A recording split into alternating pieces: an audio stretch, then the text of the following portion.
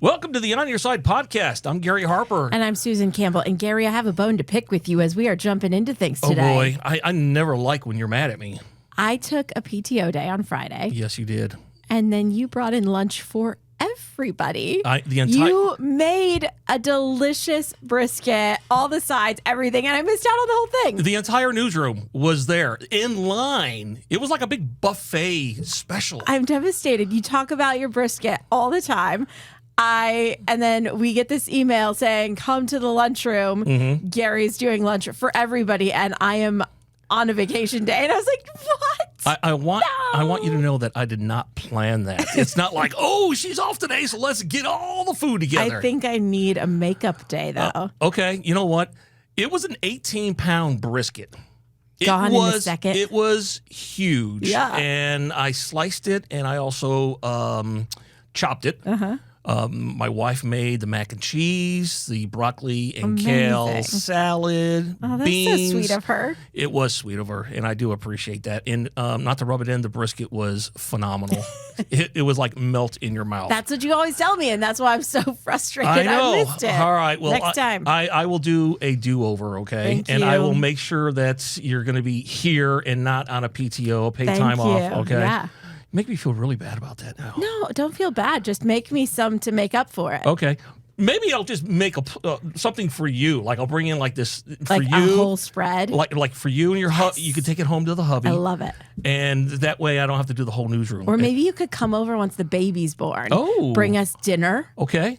I like that. That's a fun plan, Well, right? listen, you can hold a baby and make me dinner. What more could a guy ask for? Hey, listen, today we're talking about airbags, which at first glance might kind of sound boring, but this is really important stuff because as a consumer guy, I've been reporting on this for years. You've been reporting on it for years as well. But this is a big problem. We're talking Takata airbags. You remember the problem? Goes back decade. It's right? a full decade. More than that. It's been forever, it feels. It was like every day there I was doing a story because another make and model would come out or another year. So believe it or not, these cars are still on the road, including here in Arizona. We're a hotbed, so to speak, for people driving around what I would consider somewhat of a dangerous vehicle, and they may or may not know it. So today we're talking to Patrick Olsen. He's with Carfax. Hey, Patrick, how are you doing today? And thanks, by the way, for joining us on the On Your Side podcast. Gary, thanks for having me. You're joining us from where? Tell us. I'm in Chattanooga, Tennessee. Chattanooga? That's someplace I got to get to sooner rather than later, I think. went there once. I was in high school. High school? Yeah. So it's a very cool city. You need to go again, apparently. I do. That was a long time ago. I do, but it was I enjoyed it very much. Tell us a little bit, Patrick, about what's going on with these Takata airbags. First of all, let's start at the beginning. What started this problem with Takata? So back in 2014, the National Highway Traffic Safety Administration launched the first of many Takata airbag recalls. It's the biggest recall in U.S. history. 19 manufacturers, more than 40 million vehicles recalled. And the issue comes down to this. In their airbag inflator, they have a chemical mix. And normally you get hit, the chemicals combine, they explode, they inflate the airbag, it protects the driver, protects the passenger. The problem is when these airbags are given continuous exposure to heat and humidity, and of course in Arizona you guys have plenty of heat, moisture can develop inside those chemicals. That makes the airbag inflator explode at a vastly greater power than what's intended. That can turn the metal ring around the airbag itself into shrapnel, literally flying pieces of metal that go into the cabin of a car. More than 25 people have been killed in this country. More than 400 people have been injured. And this recall, you said, was started in 2014, but we know the cars involved are much older than that. It took them a long time to piece together this problem. Absolutely right. I mean, we're talking about hundreds of different models that date all the way back to the 2001 model year. So for a lot of these cars are 20 years old or older, and now we're talking they're on their second, third, fourth, fifth owner, which makes it tough for automakers to track the owners down. What's the problem with getting the repairs? Why are we so lagging behind with getting these recalls taken care of? I think there's a few reasons. One, I think because recall notices come by mail, there's a lot of people for whom mail is not the primary means of communication it once was. Secondly, I think in this day and age, there are a lot of owners who get a recall notice and they think it's some kind of extended warranty marketing scam and they toss it. And then finally, I think there's a group of owners who fully intend to get the recall work done, but they put it down and they wait weeks, they wait months, and they're like, well, nothing's happening in my car. I must be safe by now. And unfortunately, nothing could be further from the truth. So we do have enough airbags, good ones, to make the replacements then. That's a great point. 10 years ago when this started, they absolutely did not. In fact, that's why Arizona is a Zone A state. It was one of 9 states designated as the most dangerous. And because they were rationing replacement airbags back then, it was such a bad situation that, in fact, they used newer Takata airbags that they knew were bad to replace older ones that were bad because that's all they had at the time. Nowadays, though, there's plenty of replacement airbags out there. People who are interested in getting it fixed, though, should call a dealer and make sure they've got an airbag for them. And it's also important to remember, too, that wherever you are now, and I know a lot of people in Arizona move there from other places, you can get your Ford, your Chevy, or your BMW, for example, fixed at your local Ford, Chevy, and BMW dealerships. You don't have to go back to the place where you bought the car. Remind us, was there a certain make or model that was particularly dangerous when it came to this recall? Unfortunately, there's not a small number. There's a subset of Takata airbags, vehicles that were hit with what they call a do not drive order. Nissan issued a new release on that just last week. And do not drive means the automaker and the federal government want you to park the car. They'll send a tow truck, take it to a dealer, get it fixed for free, and bring it back to you. But even for cars with do not drive warnings, we're still talking more than 200 models. So this is a global problem. These are cars built in Asia, cars built in the US, cars built in Europe. This is not localized to 1 or 2 automakers. It is widely spread. And the scary thing is 6 million of these vehicles are being driven right here in the U.S., and I think the number of cars in Arizona comes to around more than 200,000 vehicles. That's right, more than 200,000 in Arizona and 120,000 in the Phoenix metro area. So there's a lot of cars on roads right by you. So let me ask you a question. When this recall went into effect, if somebody was waiting to get the recall repair done, or maybe they didn't get the notice, they sold the car, and then maybe that car sold again without getting the repair done. Let's just say it's down to maybe the 4th or 5th owner. That guy doesn't even know, or will he eventually be notified? I mean, how does the manufacturers even keep up with where the car is, who owns it? So a lot of that has to do with automakers being able to track the vehicle identification number along with vehicle registration. But to your point, it gets really tough when you're on the 4th or 5th owner. But I know automakers, including Honda and Chrysler, are sending out teams of people in select communities trying to go door to door looking for cars that they've identified as still needing this repair. So the automakers haven't given up, but 6.5 million is still a lot to get fixed. So clearly the word still needs to get out. Do you mean door to door, as in physically, like knock, knock, knock? We're with the manufacturer, and you've got a problem? Literally, that's what they're looking for. They'll knock on a door. They'll say, "Hey, you still own that 2002 Honda Accord? We want to let you know that you need to get that Takata airbag replaced."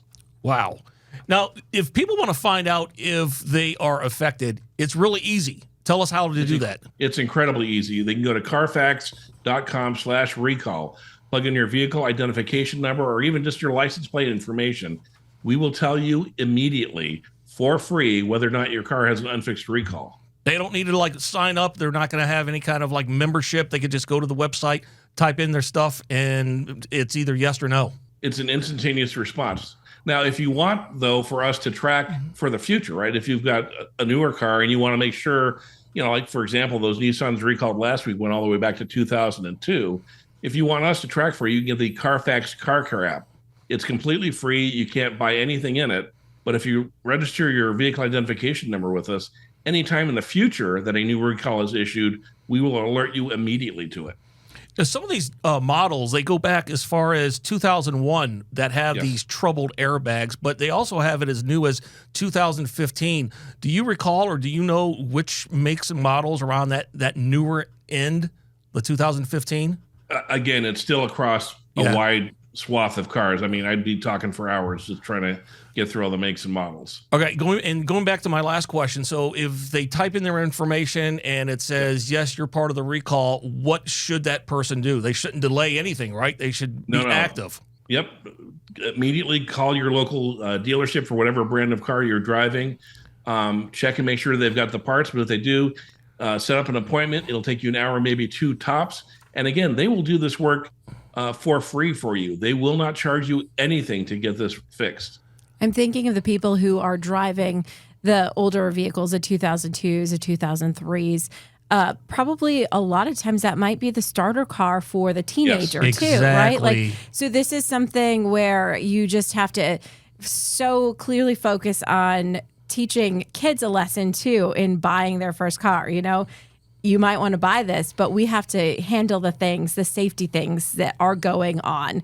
Let's look before we make the purchase, or know that we have a plan right after we make this purchase. That's a great point, and let's expand on that a little bit if we can, Patrick. For people who are looking to buy a car for their 16-year-old teenager who can't wait to drive because they just got their license, if they're looking around, obviously price is going to ring into what you look at, but what should they do then? The same thing, like if they're really interested in a car, they should probably look up to see if it's got an airbag problem, because they don't want. That's exactly right. So, two things. One, if you're thinking about buying a used car for anyone, get the vehicle history report. And the person selling it to you, as a buyer, you should say, "I want the vehicle history report." If they won't give you one, I would take that as a warning sign, right? But even if they can't or don't, you can still run the VIN in the Carfax.com/recall, whether you own the car or not. You can run that VIN, the vehicle identification number, and see whether or not there's an unfixed recall. In a lot of cases, one thing you can do as the buyer is say to the seller, "Hey, I will buy this car, but you have to get this recall work done first before I'll buy it." Hey, I noticed that your data indicates that Texas has nearly 800,000 vehicles on the road with these dangerous airbags. High number, but I'm assuming that that's because Texas is just a big state that has a lot of cars. It absolutely does. But you look at other states like California or New York. In fact, New York is much farther down the list. They have more people than Texas, but they have many fewer cars that have that open recall still. Yeah. Did you check out your cars? How many cars do you have? And did you run a little test to see if you're on that list? Well, I have the Car Care app, so I know that none of my cars have an open recall. Okay. But I will tell you, I always look for recalls. The reason I keep the Car Care app is so that my wife and kids, so there's 4 cars that I track, my wife's and one for each of my kids, but I'm constantly checking on their oil changes, their tire rotations, and making sure that the car they're driving today is going to be worth something tomorrow when I know they're going to have to sell it to trade in for something else. Right. I imagine there are a lot of people who maybe if they haven't paid attention, they're surprised when they actually do run the VIN, and all of a sudden it's not just one recall. Maybe there are a handful, right? If if a car has been on the road for 2 decades, there could be a lot of things that have happened in those 2 decades. Technology has, identified different issues that have come up, and I imagine that there's some surprise there. Hey, Patrick, can a dealership or a car lot, can they sell a car knowing that there's a recall? So it's interesting. A new car dealer cannot sell a new car with a recall, but used car dealers are not prohibited in any way from selling a car with an unfixed recall. The onus, unfortunately, is on the consumers to identify that and to get that work done. Wow. So a dealership that sells new cars, but they also sell used cars, they can pawn off a used car that has like 4 recalls or even just 1 and not say anything about it or not fix it. Absolutely. But I will tell you, if there's a used car sitting in a lot with 4 recalls, the vehicle history report will identify all 4 of them and let you know whether or not there's a remedy available. And again, I would use that as part of my negotiation, right? And say, hey, I love this car, but it's got this work that needs to be done. Do that work, and I will buy this car. I had that experience when I was car shopping. There was a certain car that kept popping up online, and it was in our price range. And so we wanted to go see it, test drive it. And we get there, and it wasn't anywhere to be found on the car lot. And it was like, oh, that's weird. We came in here to look for this specific car. And the salesperson, to his credit, was phenomenal. And he was like, listen, we don't we're not going to show you that car right now. It has an open recall that can't be fixed because the part's not available yet. And so it's our policy as a dealership that we're not going to even show it to people. We don't want you driving it. We don't. And my goodness, it felt so good that they knew they were not going to make a sale because the next option was way out of the price range. Can I be devil's advocate on this? Sure. Maybe it was like, I hate to say bait and switch, but maybe they put this beautiful looking car knowing that it was beautiful and it was priced right in order to get people like you and your husband in, knowing that the car wasn't available. But wait, we got something else we can show you. So, yeah, maybe devil's advocate, but they knew. I mean, I think they could tell from me walking in being like, here is my budget. Yeah. This is, we cannot, right. we have a budget for this year, make and model. Right. I think I was probably pretty easy to read. Like, this girl's not going to be swayed. You're not. But I was impressed because we had looked at a similar vehicle the same year with the same recall, and they let us look at it, and I had to discover on my own that it was under recall. Oh, wow. All right. Good little investigator you are, huh? Well, that's what you do. That's what we have to do. That's what we How have to do. How embarrassing would it be if I didn't? Right? You wouldn't tell anybody. No, sure. That wouldn't be part of the podcast. Patrick, listen, thanks for being on the On Your Side podcast. It was a very informative, and I think a lot of people need to go to Carfax for free, type in their VIN just to see if they are or if they are not affected. So how do they do that? What's the website? And if they want to find out more about you or Carfax, where do they go? Sure. They can just go to Carfax.com, but in particular for recalls, Carfax.com/recall. And it will get them not only the VIN check, but also give them a path to look at the Car Care app if they want to do that. Okay. Sounds good. Thank you very much. And we will be talking again soon. Okay, Patrick? Thank you guys for having me. It's great talking to you. The On Your Side podcast is produced by Brad Denny. Our audio engineer and editor is Todd Martin. Segment producer is Colin Stanton. And I'm Gary Harper. And I'm Susan Campbell. If you have a problem you can't resolve, maybe we can, send us a message through azfamily.com or our AZ Family mobile app. Look for the On Your Side section and leave us a message. Thanks so much for listening to the On Your Side podcast. And if you like it, leave us a review. We'll see you next week. On Your Side is on Good Morning Arizona every weekday morning at 6:45 and 7 o'clock, and every weekday evening on Good Evening Arizona at 4 and 5 o'clock. You can also catch it on Arizona's Family News at 9 on 3TV every weeknight.